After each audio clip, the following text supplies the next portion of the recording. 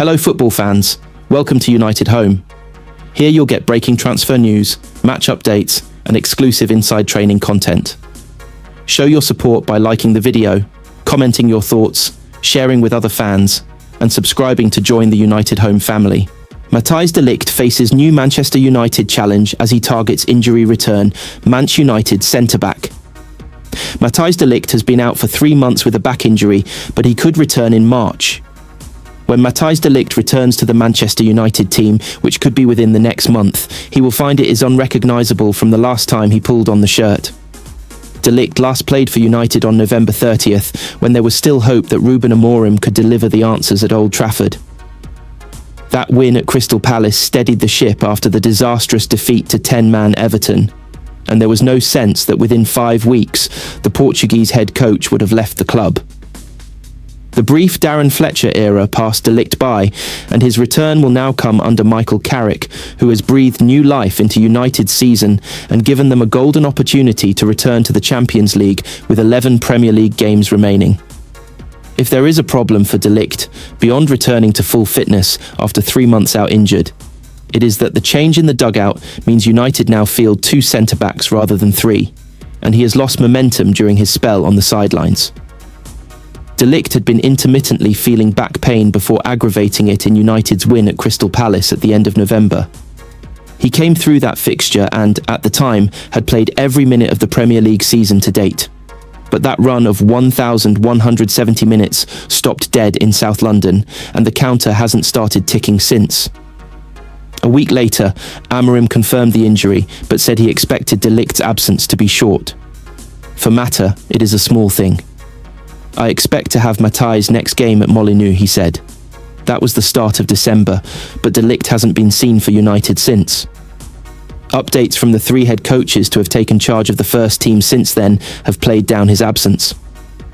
Carrick referred to De Ligt as having had a setback about a month ago, but then attempted to correct himself, and club sources clarified after that press conference that they wouldn't refer to the issue as a setback. A month has passed since then, and the Dutch centre-back is still not back in training or available for selection. And Amorim's initial claim that he would be fit to face Wolves at Molineux on Monday, December 8th, only adds to the intrigue. That statement hasn't helped De Ligt's situation, although he has remained positive and upbeat during his rehabilitation. It is understood that there has been no significant setback, and there is no mystery to the 26-year-old's absence. It is simply the case that the issue has proven harder to shift than had been expected. De Ligt is in regularly at Carrington doing his rehab, and on a couple of occasions, he has felt close to a return, only to feel pain again in the back area. Every time that happens, it delays his return, and it is why Amorim, Fletcher and Carrick have all found it difficult to put a timescale on it, with United now cautioning against a time frame, and Carrick speaking more generically of late. It has been unfortunate timing. De Ligt was in the best form of his United career before his injury, as his status as an ever-present in the Premier League proved. While he has been forced to watch, he has seen Harry Maguire and Lisandro Martinez flourish as a partnership in the centre of defence. Maguire has been outstanding under Carrick and is looking like he could earn himself a new contract. Martinez picked up a calf injury last week that ruled him out of the win at Everton, but he is expected to return to training before the return fixture against Crystal Palace on Sunday. That might come too soon for the Argentine, but in 20-year-old Lenny Yoro, who looks to be over his own patchy form under Amorim, United have an able deputy. De Ligt will be an afterthought against the opponents he last played against. He is unlikely to be fit in time to face Newcastle either, at which point there will be only 9 games left this season. His chances of making the World Cup with the Netherlands could also be hanging in the balance. This has been De Ligt's longest injury absence since missing 17 games with a shoulder injury in 2020, although he has had a stop-start time of it with minor injuries since the start of the 2022/23 season. There have been 11 separate injury absences since then, most for just a few games, until this back problem. That has made him more aware of his own body, and as he enters what should be the peak years of his career, he is determined to return when he feels he is right, rather than rushing back and risking a more severe setback and facing another spell out of action. Within the next month or so, De Ligt hopes this issue will be in the rearview mirror, and he can focus on trying to win his place back in the side before the end of the season. That will be easier said than done, but his first challenge will be getting back onto the grass. Incredible Manchester City fans show what is possible as Etihad atmosphere hailed, but concerns linger.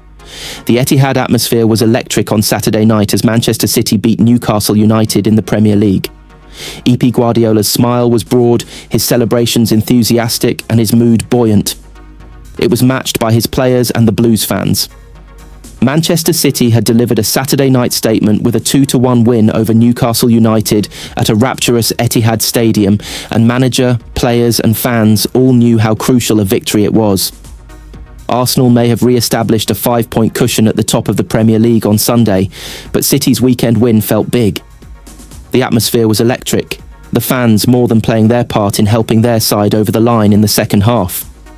It was an 11th win from 13 home top-flight games this season, with the only defeat coming in the first Etihad outing when Tottenham triumphed. City have the best home record in the country, and Guardiola was delighted with the support his side received on Saturday.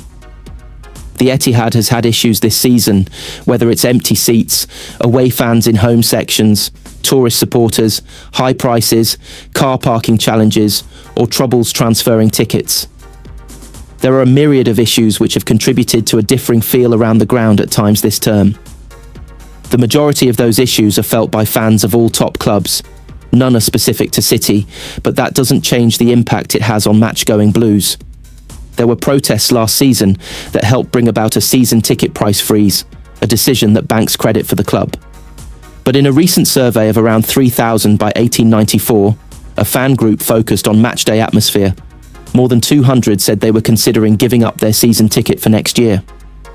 Fatigue and apathy have set in, with the sheer weight of fixtures across competitions an issue for plenty, and rising costs a significant factor.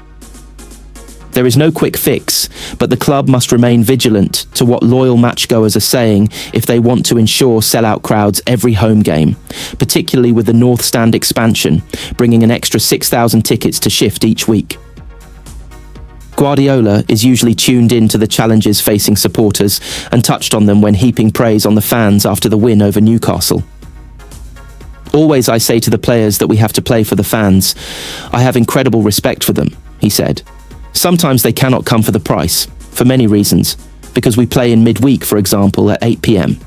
And the day after the kids have to be at school, the father and mother has to go to work. Today the connection and vibe with our fans was the best of the season.